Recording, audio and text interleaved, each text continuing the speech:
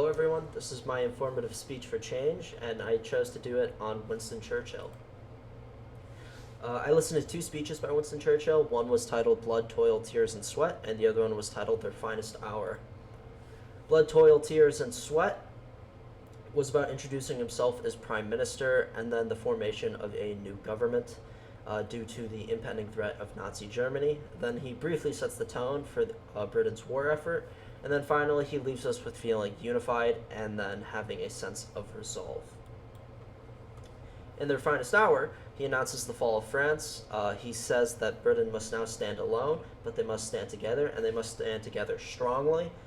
He calls for a total national commitment and points out how this is not just a fight for Great Britain, but a fight for civilization itself. Here's a nice picture of our favorite Prime Minister taken from allinterestingthings.com.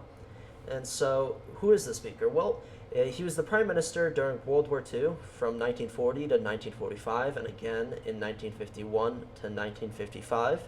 He won a Nobel Prize in Literature in 1953.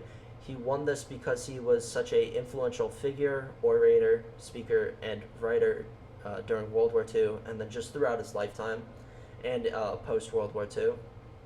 He was a member of Parliament for over 60 years. He served in both conservative and liberal parties. And then he is also famously known for drinking significant amounts of alcohol. Although this is historically accurate, it is not completely true that he was an alcoholic, and this is debatable between historians. What makes Winston Churchill a great speaker? Well, he's a master of emotional communication. He'll start you feeling very low, and then he'll leave you feeling very high, and he is the one that brought you between those two. He is a master of the English language. He made money throughout his lifetime by writing books and writing all sorts of forms of literature. He's calm under pressure, and that's what makes him such a great leader and speaker. A great example of this is when France fell. He, instead of panicking and giving up and fleeing the country, he instead decided to unify his countrymen and use this as an opportunity to set up a total national commitment.